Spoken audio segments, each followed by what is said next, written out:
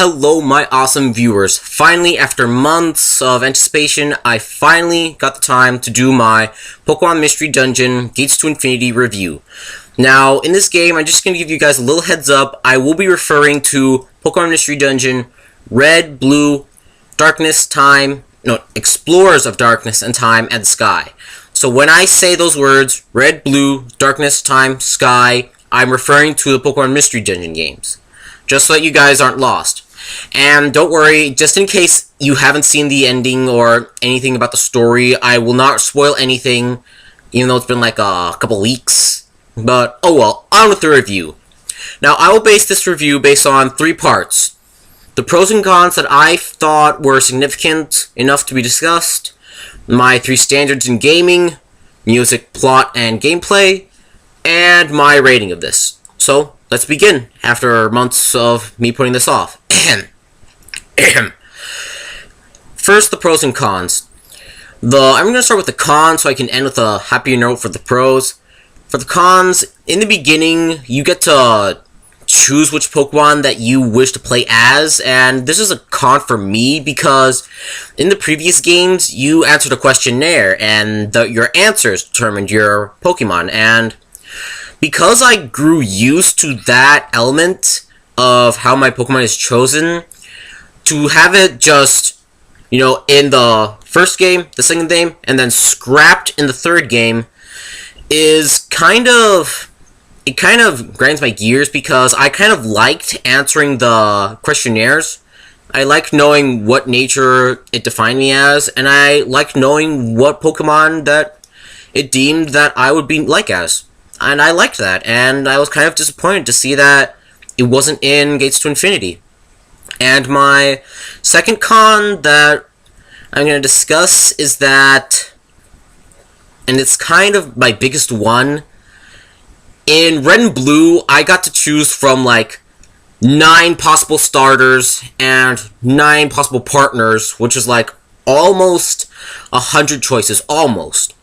And in Darkness, Time, and Sky, you get to choose from even more, so I'm just going to rough estimate because I didn't look this up, I'm too lazy.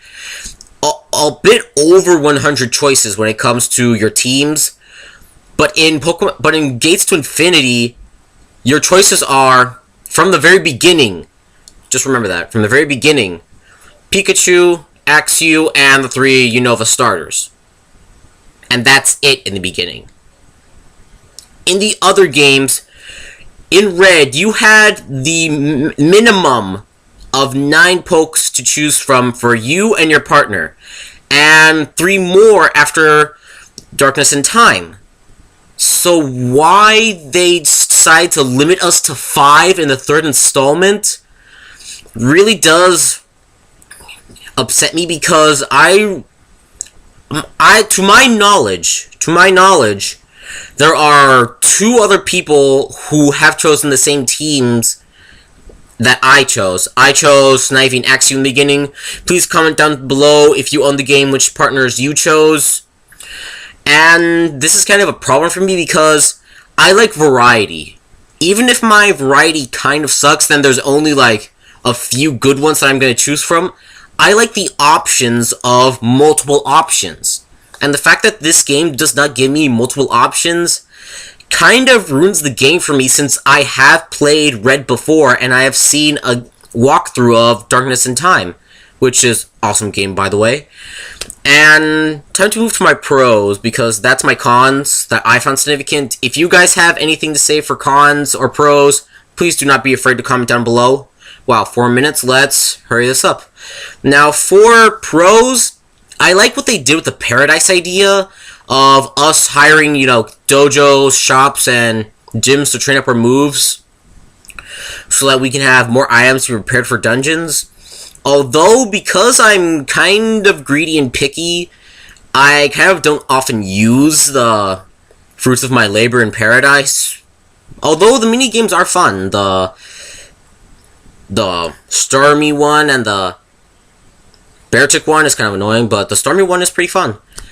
And another pro is that kind of has to do with laziness, because they didn't do anything to change the already concrete gameplay, and I think that's a pro because one of the things that I'm going to talk about in gameplay is that the Pokemon Mystery Dungeon series are easy to pick up. Anybody can play them, and if you're already familiar with the game, then you need no explanation. You can just hop in and have fun. And yes, that's what she said, but let's continue. And I'm glad that they did not change anything drastically. They did remove the hunger, and only included that for certain dungeons. But, you know, other than that, they didn't change anything. And that is good, because one thing that I'm saying is, if it's not broken, do not fix it. And yes, you guys know I'm always saying that. And now for part 2. My gameplay, story, and music. Here is where I start to reference Darkness and Time a lot. And you're about to find out why. Gameplay. The gameplay is good. Anybody can pick it up. I already talked about that. And music. The music in Gates to Infinity is good, but the music in Darkness and Time is so much better. The music was beautiful. But in Pokemon Mystery Dungeon, Gates to Infinity, I felt it was just standard. You know, nothing special. Unlike the final boss and the final music in Darkness and Time. The music in Gates to Infinity is good, but, and yes, I will be saying this a lot, Darkness and Times is so much better. And for plot, the plot in Gates to Infinity was okay, but it wasn't that deep, and it was kind of short compared to Darkness and Time, and I was kind of a little disappointed on that. While on the other hand, Darkness and Times was perfect. It had a good base plot, it had a good plot twist, and it had a good length. And the plot is basically my motivation for continuing the game. And because the plot was so and it took a little while to pick up, but it did pick up eventually, and it was good. It was good. And finally, for, let's see, gameplay, music, plot, and okay, now time for, last but not least, my rating. Now, I'm going to give this 2 ratings based on a view of a Pokemon fan and a non-Pokemon fan. In the views of a non-Pokemon fan, I would give this a 6.5. And in the eyes of a Pokemon fan, like 7.5, 7.9. And the reason being is that even though the dungeon games are fun, Pokemon dungeon games, specifically Paths to Infinity, can be a little repetitive, because it's basically this: a little story, go to a dungeon, you fight a few pokes, search for the stairs, and you either fight a boss or look for something or someone. And then the mission ends.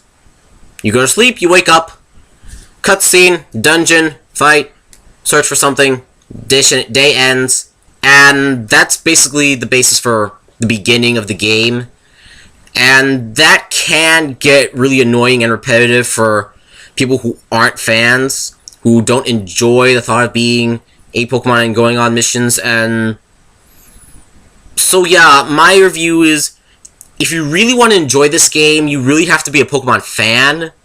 And if you're not, you might have a hard time getting to love this game. And my final thoughts for this game is, if you're on GameStop with your parents, and you see Pokemon Mystery Dungeon, Time, Darkness, or Sky on the shelves, and Pokemon Mystery Dungeon Paths to Infinity on the shelves, and your parents only say you can get one, trust me, get Pokemon Mystery Dungeons, Sky, Darkness, or Time. The story, the gameplay, the music is just way better than Paths to Infinity. I don't want to say that Path to Infinity was a letdown, but to me it kind of was, just because I was expecting a lot. And yeah, I guess I'll have to wait to a 6th gen Pokemon Mystery Dungeon for Nintendo to fix its mistakes. That's if we get a 6th one. But anyways, that is all. Again, my good-looking viewers, these are my opinions. Please respect them, as I will respect your opinions as you place them down below. And that is all. I hope you guys are having an awesome weekend. I apologize if my review of this game was bland. It's just I'm kind of lazy to do anything else. And so, yeah. Your mission for this video, my awesome viewers: like if you enjoyed, subscribe if you so choose, and if I can improve in any way possible, please comment down below so that I may. And that is all. Remember, you guys are awesome. You're cool. Later.